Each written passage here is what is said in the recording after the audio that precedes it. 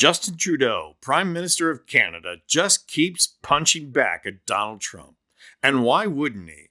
Trump keeps threatening Canada, and Trudeau is immeasurably smarter than Don the Con. I'm going to talk about the haymaker that Trudeau just landed on Trump. But first, let's talk about how profoundly stupid Trump is trying to bully our most important ally. Trump came about winning the election after promising red state voters that all their problems will be solved because he is going to impose tariffs. Even though this is going to wreck the U.S. economy, Trump keeps insisting on it. And it's a measure of how much the Republican Party has been replaced by MAGA that no one pushes back on him. The Republican Party was the party of free trade.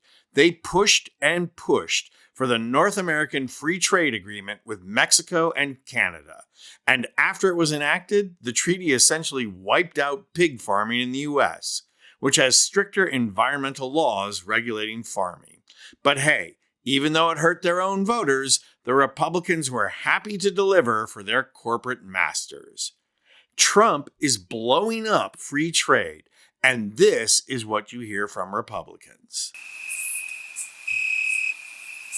So in the face of Trump insisting that he is going to impose tariffs on Canada and Mexico, Justin Trudeau, the leader of the Liberal Party and Prime Minister of Canada, announced that he was resigning.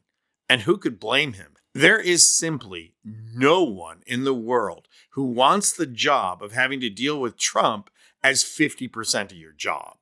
But if anyone was worried that the resignation made Trudeau look weak, then the opposite has been true, because Trudeau has been punching back at Trump ever since he announced his retirement. First, Trudeau spoke in front of a large group of Canadians and announced that there isn't a snowball's chance in hell that Canada would become part of the United States. Then, Trudeau mobilized Canadian forest fire crews and sent them to LA, single-handedly doing more for LA than Donald Trump, who has done more than sitting idly by.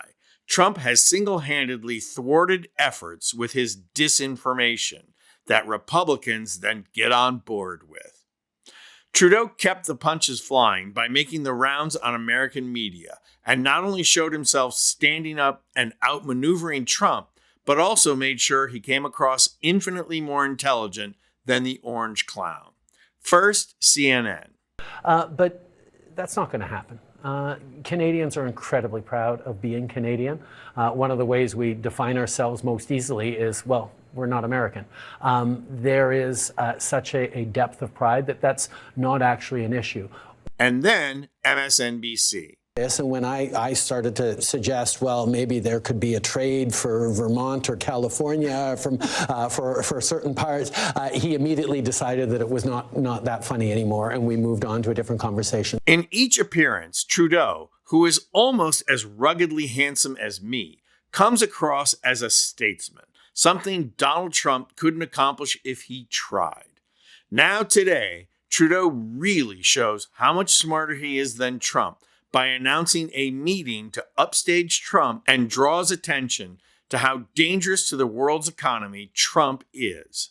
Reuters is reporting that Prime Minister Justin Trudeau will hold a cabinet retreat on January 20 through the 21st, focused on defending his country's interests and boosting ties with the U.S. The ministerial meeting in the province of Quebec will coincide with the inauguration of U.S. President-elect Donald Trump. Wow. Talk about upstaging. The report also states that the cabinet will protect and defend Canadian interests, strengthen Canada's relationship with the U.S., and make unequivocally clear the mutually beneficial trade and security relationship the two countries share. Reuters also wrote that Trump has threatened both Canada and Mexico with sweeping 25% tariffs if they do not stem the movement of migrants and drugs into the U.S., and that Canada responded by unveiling a $1.3 billion border security plan with an emphasis on surveillance, intelligence, and technology. But here, the joke is on Trump, because that Canadian border plan that was unveiled is not to keep migrants from entering the U.S., but to keep U.S. citizens fleeing from the Trump regime and into Canada. And that's smart politics, because the more people that flee to Canada, the less people there are to vote out MAGA. It's not a surprise that Trudeau pulled out a brilliant trick to upstage Trump's inauguration. Trudeau's father was Prime Minister as well. Trudeau grew up learning politics at his father's knee. Trump's father, on the other hand, was a racist real estate developer who was charged several times for violating fair housing laws, which is the only thing that Trump learned from his dad. That, and the fact that his dad never loved him. Now, the only thing left for Trudeau to do is make sure Americans have access to a live stream for that cabinet meeting. I'm Anthony Vincent Gallo for Occupy Democrats.